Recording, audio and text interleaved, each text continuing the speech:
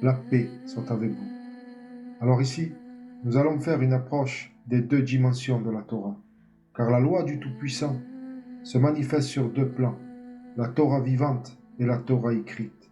Cet enseignement sera divisé en 7 chapitres pour mieux assimiler, dans lesquels nous irons à la rencontre de ces deux dimensions, la Torah écrite, son rôle, sa fonction, son écho dans la matière, et la Torah vivante, celle qui ne se trouve ni dans un livre, ni dans un temple, mais dans le cœur qui écoute.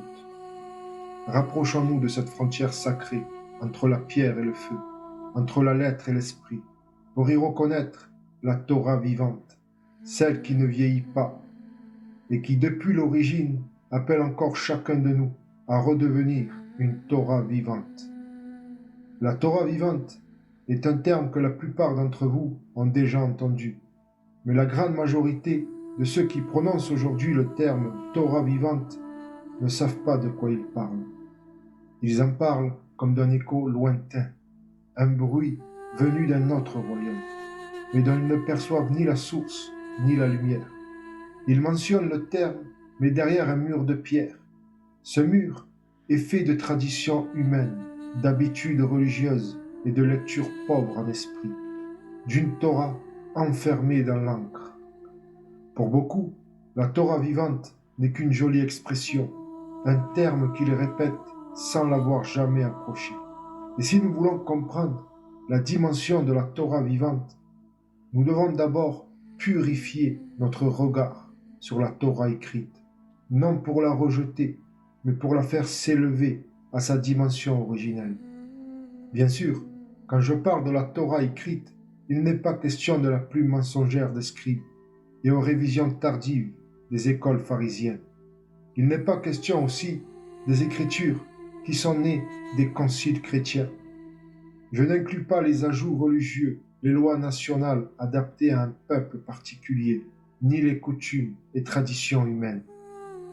Il est seulement question de l'écriture qui a jailli de la Torah vivante, transmise par des hommes réellement vivifiés. Quel que soit l'endroit où ces hommes se trouvaient, que ce soit en Égypte, en Palestine ou au Népal, ce souffle divin qui anime les hommes justes ne connaît ni frontières ni religion. Chacun d'eux, à sa manière, a entendu la même voix, celle de la Torah vivante. Vous saurez les reconnaître si vous avez pris le bon chemin, car leurs paroles portent le même parfum, la même lumière, la même gravité intérieure. Les grands sages de tous les temps ont reçu des fragments du même feu, et toutes les Écritures, dont l'écho est venu des enfants de la lumière, même séparés par des mers et des millénaires, viennent du même souffle originel. Il est écrit, la sagesse crie dans les rues, elle élève sa voix dans les carrefours. C'est cette sagesse divine, la Torah vivante, qui murmure encore à qui veut l'entendre. Mais la Torah, dans sa dimension originelle, n'a pas commencé avec Moïse. Bien que le mot Torah soit un mot hébreu, ce que renferme ce mot, son sens profond et originel, tel que nous devons le considérer tous, sa nature n'est pas née avec Moïse. Et elle n'est pas du tout associée au judaïsme, même si c'est à cela que beaucoup pensent par le mot Torah, mais c'est complètement faux. La Bible elle-même affirme à plusieurs reprises que des patriarches ont gardé la Torah avant Moïse. Dans Genèse, chapitre 26 et au verset 5, on peut lire « Abraham a obéi à ma voix, gardé mes ordres, mes commandements, mes décrets et mes lois. » Dans ce texte, le mot Torah apparaît au pluriel par le mot Torot, bien avant Moïse, et c'est qu'un petit exemple parmi des centaines. Ce texte à lui tout seul doit vous élargir votre perception de la Torah. Et la Torah, dont il est question dans ce texte, est en lien avec aucune religion. Ce sont elles qui le prétendent, mais il n'en est rien, ça serait su. Le monde aurait été bien meilleur. La Torah, que Abraham gardait fidèlement, n'a pas de frontières ni de religion, mais elle est la seule voie, la seule direction pour tout homme et femme sur la terre. Et la Torah du Tout-Puissant ne change pas d'une époque à une autre. Ce qui change, Ce sont des lois adaptées pour un peuple et à sa situation. Et toute coutume et les rites, toutes ces choses sont limitées par le temps, comme de la poussière emportée par le vent, où la Torah vivante se dépoussière d'un peuple à un autre et d'une époque à une autre. Le salut existait bien avant Moïse, sans les choses qui se sont ajoutées pour adapter à un peuple et à sa situation. Abraham, l'ami du Très-Haut, trouverait beaucoup de choses inutiles à lui, mais elles ont été utiles pour un peuple dans la situation où il se trouvait. Moïse ne fut qu'un réceptacle, un canal, un transmetteur d'un enseignement, d'une direction et d'une loi plus anciennes que les nations et que l'écriture elle-même. La signification du mot Torah n'est pas premièrement associée à l'écriture. La Torah est premièrement un feu intérieur, d'une sagesse plus ancienne que le monde. La Torah est une direction, un enseignement, une loi vivante qui ne dépend pas de l'écriture. Si j'utilise le mot hébreu Torah, ce n'est pas par affiliation à une institution religieuse ou autre. Je suis moi-même hors système religieux, mais cela ne veut pas dire que je ne marche pas en direction de la source. Bien au contraire, cette direction était avant les religions et elle sera après elles. Cette direction attend de l'homme qu'il revienne sur les rails de la seule voie possible.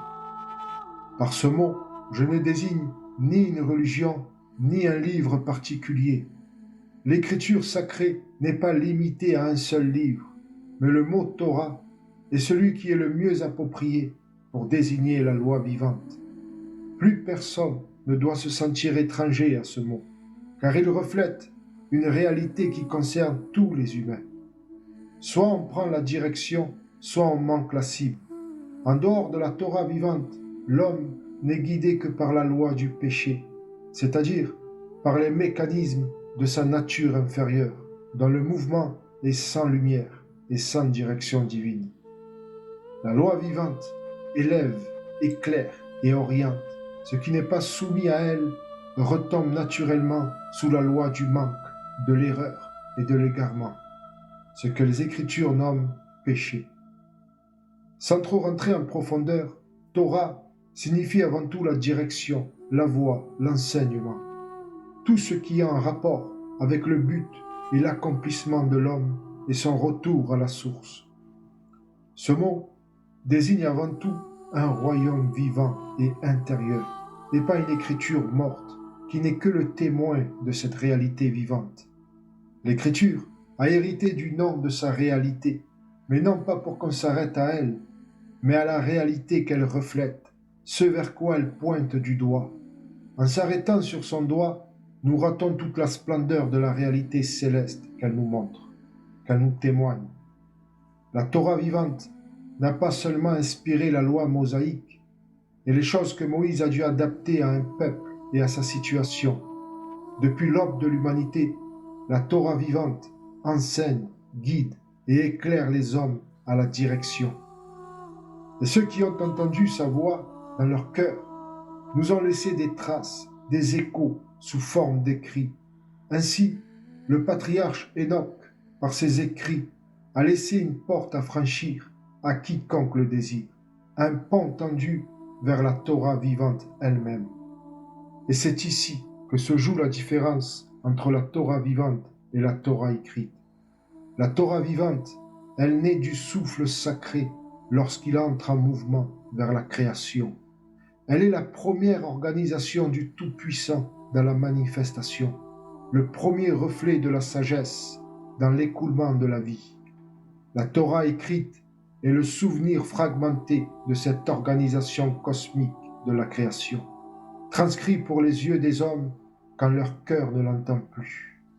Quand le peuple a perdu l'écoute directe, le Très-Haut a permis que la mémoire se grave sur la pierre et la lettre, pour que le feu ne s'éteigne pas totalement. Mais la Torah écrite n'a jamais eu pour but de remplacer la vivante. Elle n'est qu'un reflet, un écho, une empreinte laissée sur le sable du temps. On peut dire qu'elle nous sert et nous aide vraiment. Moi-même, sans elle, j'en serais pas encore là où j'en ai, dans la voie du retour à la source. mais elle doit nous servir et pas le contraire. Nous ne devons pas la servir. C'est la vie que nous devons servir et pas les choses sans vie. Dans ce premier chapitre, nous avons vu que toute écriture véritablement sacrée, quelles que soient ses frontières, si elle pointe du doigt la réalité de la loi divine et vivante du Très-Haut, elle en est digne d'être appelée Torah écrite, parce qu'elle désigne une même révélation et une même orientation vers la même réalité, et qu'on y trouve toute la définition du mot Torah dans ces écritures, car c'est là que réside l'essence même du mot Torah, direction, enseignement. C'est un mouvement vers la lumière et de vivre pleinement ce retour à la source.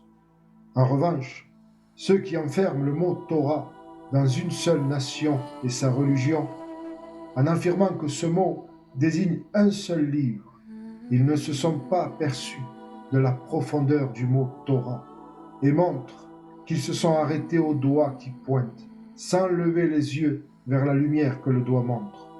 Ils lisent la lettre, mais la lettre ne les a pas conduits jusqu'à l'esprit. On va s'arrêter ici pour ce premier chapitre, mais cet enseignement est loin d'être fini.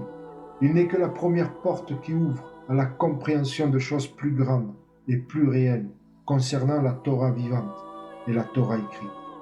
La paix soit avec vous.